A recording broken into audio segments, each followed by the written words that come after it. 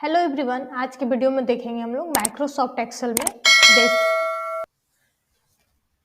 Hello everyone, आज के video में देखेंगे हम लोग काउंट ब्लैंक, काउंट इफ और काउंट इफ्स। ये फॉर्मूले हम लोग आज देखेंगे। चलिए देखते हैं।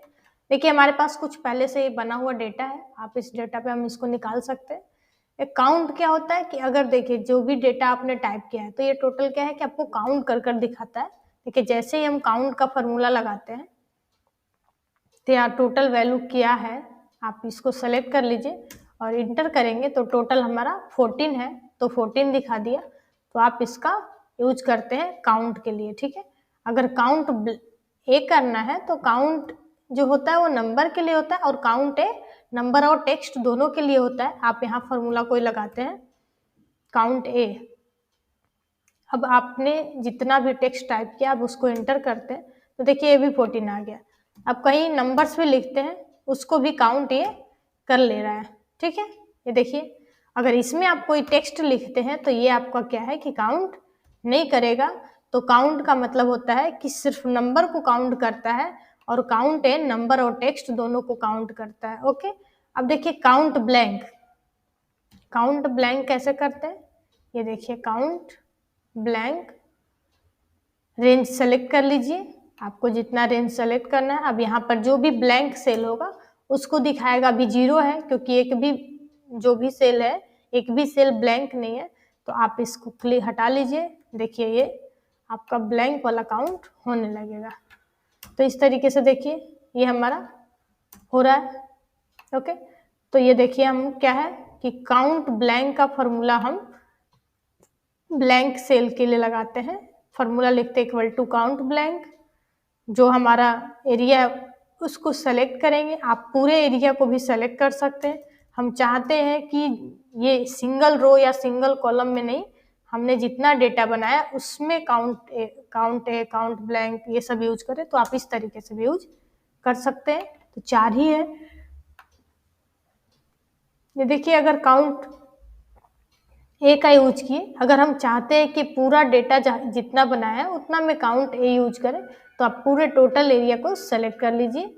ओके, तो ये क्या हो जाएगा, आपका काउंट ए आ जाएगा। अब इधर है आपका काउंट जो कि सिर्फ नंबर को काउंट करता है। तो ये आप फॉर्मूला लिखिए इक्वल टू काउंट।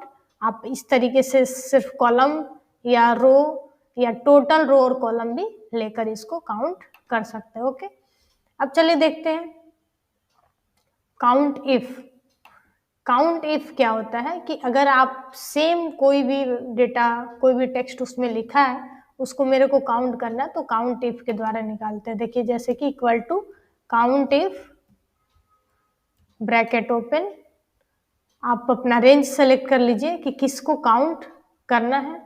तो देखिए हमने यहाँ सेलेक्ट कर लिया कि इसको हमको काउंट करना है और कोमा देकर डबल यहाँ से कोटेशन मार्क डालकर आपको पी प्रेजेंट काउंट करना है, इधर से भी कोटेशन मार्क और इंटर कर देंगे तो देखिए ये इतने दिनों में 5 दिन प्रेजेंट है।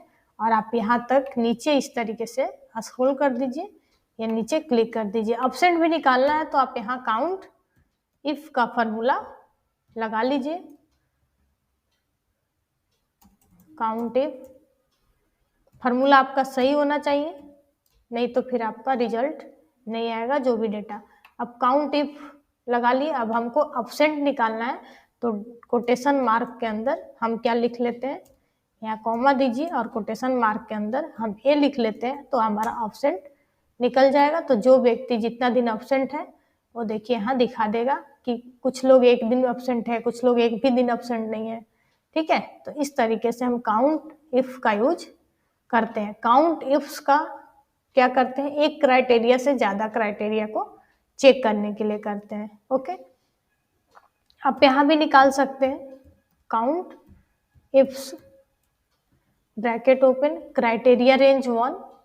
मान लीजिए आप ये क्राइटेरिया ले लिए, या इस तरीके से भी आप ले सकते हैं, ठीक है, या नेम के द्वारा ले लीजिए। हमने नेम ले लिया, कॉमा किसका देखना है, अन्नू का देखना है, ठीक है।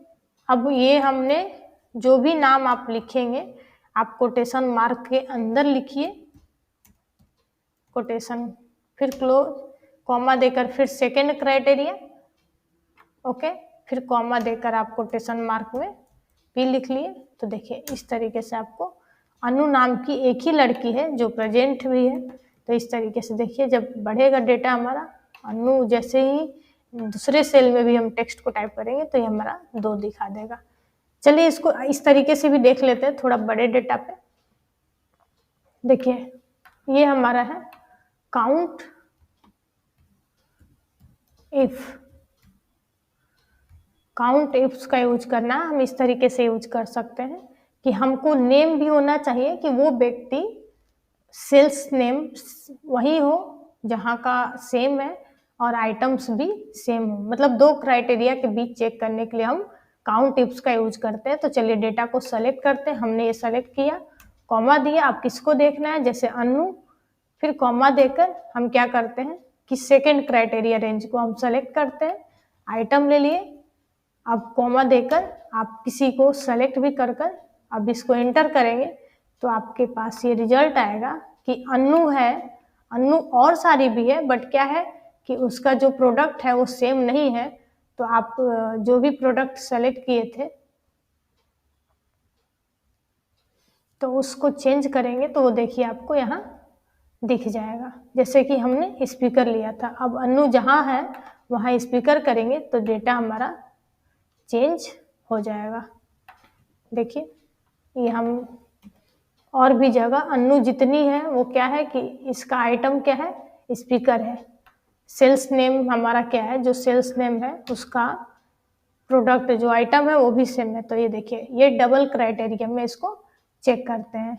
या हम इस तरीके से भी काउंट टिप्स का यूज करते हैं कि अगर हमको काउंट टिप्स लिख लीजिए, bracket open, criteria range select कर लिए,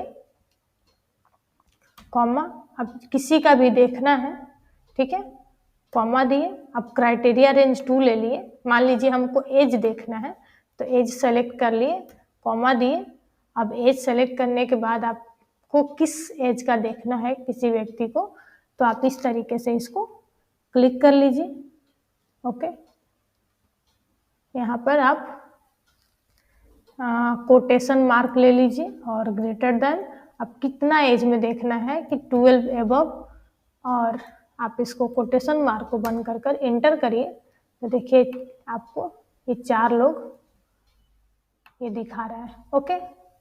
तो अगर आप और भी कहीं जैसे जो नाम लिए थे, आपको कौन नाम आप लिए हैं, C22 मतलब कौन सा इसमें नाम है हम देख लेते हैं। हाँ अनु है, और जहाँ जहाँ अनु होगी तो देखिए हमारा ये जो है यहाँ डेटा चेंज हो रहा है, ठीक है। तो इस तरीके से हम काउंट टिप्स का यूज करते हैं, ओके।